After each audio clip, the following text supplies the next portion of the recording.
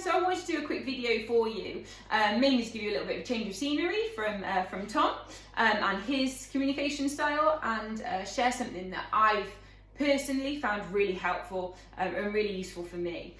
Now, this is a tool that I've used to help develop my personal self-awareness and therefore my personal development as well. And like I said, that's not just as an athlete, but as a coach too. Now, I strongly believe that working on your self-awareness is also going to lead to much improved communication between an athlete and a coach. Now, that communication is absolutely critical for your progress. And the better your communication, the better your relationship. And I think that we would all agree, the stronger, the more open and honest your communication is with your coach, the more likely you are to become an accomplished athlete and to progress in your triathlon career. Now, that isn't to say that this is solely for triathletes. Actually, you can apply this model to any walk of life at all. But I'm just going to share with you how I use this model. There are varieties out there, but how I've used it and how I found it's helped me develop as an individual. So, it's called the Johari window. And the idea of this is it splits, I guess, your personality or your behaviours into 4 separate boxes. So, being aware of where, I guess what personality trait or behaviour sits in what box is absolutely crucial. So, the 4 boxes are, number 1, this is the easy one. This is what we call your open area. Now, your open area is bits of your personality, bits of your behaviour that are known by yourself. You see them, you're aware of them, good or bad. And they're also known by others as well. So other people see those behaviours and those personality traits, and we're quite open, we're quite honest about them. You're aware and everyone else is aware too. Now, as many things in this box as possible is obviously a positive, certainly when it comes to communication and looking to progress and develop. If you're aware of personality traits, like I say, even if they could be improved, then you're more likely to develop them and you're more likely to improve them. So this box is great. The more things we can have sat in here, the better. Then we've got our next box. Now, our next box is unknown to ourselves. So they're bits of our personality or bits of our behaviours that we don't actually recognise, we don't see, but others do. So other people recognise it and see it in us, but we haven't got the self-awareness around those things yet. And we call this our blind spot.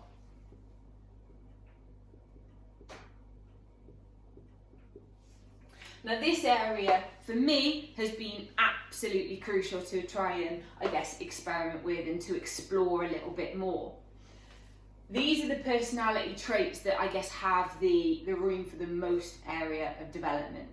Now, you may be thinking, well, if we don't know about them, then how do we develop them? The key here to move things from your blind spot into your open box is going to be through feedback.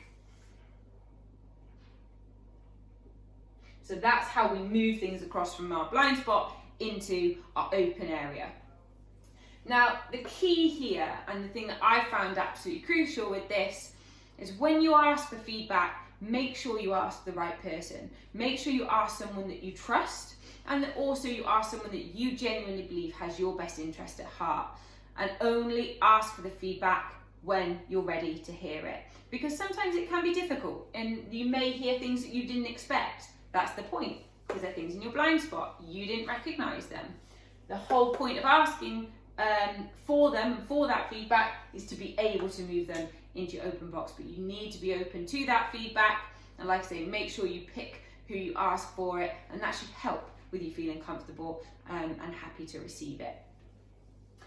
So that's your blind spot. You've also got a third box here. Now, the third box is something that actually is known to you, you're aware of it, but is unknown by others. So this one's quite an interesting box, and we call this your hidden area. Now, there could be a multitude of reasons why you're aware of it and others aren't, but one of them might be that you're choosing to hide it from others. And that might be because you recognise that it's an area for development, so you don't want to share it with other people. It might be that you think it will make you look vulnerable. You might recognise, like I say, that it's maybe a negative personality trait that you have and you've picked up somewhere along the lines, but you're aware that perhaps it's not a positive trait, so you're trying to hide it from other people. So that's what we call your hidden box. Now, again, there are some things in this box that may be very difficult to move out. However, I do strongly recommend, especially if you're working with a coach, that you at least try and move it into your open box. You don't have to tell everyone, you don't have to shout it out to the world, but just by opening up and having an honest conversation with your coach can help move this into your open area. Have an honest conversation with them, tell them what you recognise as being in this box, and maybe help them understand why as well. The more your coach knows about you and the more they understand you as an athlete and as an individual, the more they are going to help you to become accomplished and the more they're going to help you progress. So be brave, try and find these things and open up, even if it is just to one or two people about it. Then we've got your fourth and final box. Now this box really is your unknown box. That's because you're not aware of those personality traits or those behaviours, and neither is anyone else. So it is completely and utterly unknown. So for now, don't worry about that box. You can't work on something that you don't know and nobody else knows to tell you either. At some point, they may raise their head and they may come to light. You can deal with them then. But for now, if they're completely unknown, don't worry about it. The absolute key is to take the hidden behaviours and personality traits and the blind spot ones and try and move them into your open box. Like I said, that doesn't necessarily mean you have to go and tell everyone, but I strongly believe the stronger your communication with your coach, the stronger therefore that relationship is, the more they can help you progress. So be open and honest with them. Share this information or ask for it if it's in a blind spot. So hopefully that helps, and hopefully that helps you to understand a little bit more about self-awareness and personality traits, and how, I guess as a coachee, being aware of these things and communicating them to your coach can help us to help you. Now, I'm going to give you some examples, and then I'm going to set you guys a task to go away and do the same. I'd like you to go and draw yourself one of these boxes. Obviously they're unknown, you may not be able to put anything in there, but I want you to write a few things into each box. Write in a few open, a few areas of personality that would sit in the open area, so that's things that you are aware of, both good and bad, and you know other people are aware of as well. Write yourself a few that you think you know but other people don't see. And this can be more common than you think, and you'll probably have more in there than you think as well. But be brave and write them down. Dig deep. And then the blind spot. Now for this one, the whole point is you've got to go and ask for feedback. Be open to it, ask someone you trust, but go and ask someone for feedback. And ask them specifically to tell you something that they think you don't recognise. And let's see if you do. And pop a few things in there. Obviously, if you want to share them, you can share them, but you absolutely don't have to. This exercise is just to help you, your self-awareness, and therefore your personal development. So I'm going to give you a couple of examples for me when I do this box, and hopefully that will help encourage you to be honest as well. So in my open box, I know that a couple of positive traits are that I like to think I'm pretty positive most of the time. I'm an optimist, which drives Tom nuts sometimes. But I like to think I'm really positive. I'm quite patient and I'm quite empathetic as well. Two quite different personality traits to my husband, for those that know him. However, my attention to detail is terrible. It's really bad. I know that it's very poor, so it is something I specifically have to work hard at and try and improve. Now, if I didn't have that awareness, I'd likely just miss a lot of detail in my athletes' feedback a lot of the time. But because I know it's a natural trait to miss a lot of detail, I have to actively look for it. I also know that I am distracted really easily. And for those of you that know me that are watching this are probably giggling away to yourself now. I know I'm really easily distracted, so again, when I'm on an important task, I know I have to really concentrate to not let the things distract me, or I need to go into a separate room to Tom and Logan, otherwise I'm bound to be distracted.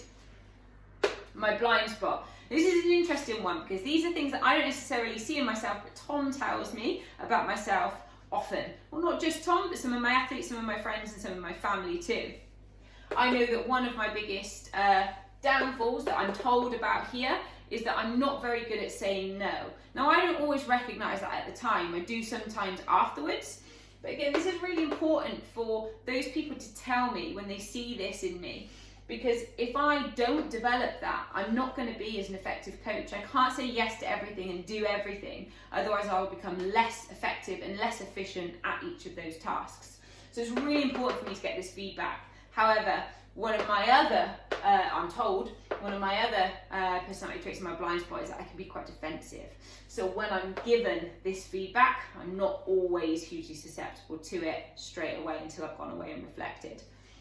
So these are things that I'm really actively trying to work on because I'm told about them. I'm trying to move them into here to make sure they're known by myself all the time and I'm aware when I'm doing it, not just after. Then I guess this is the potentially the most difficult box, is the hidden box. Now, one of the ones that I would probably pop in this box is that I'm actually quite a lot more sensitive than a lot of people think.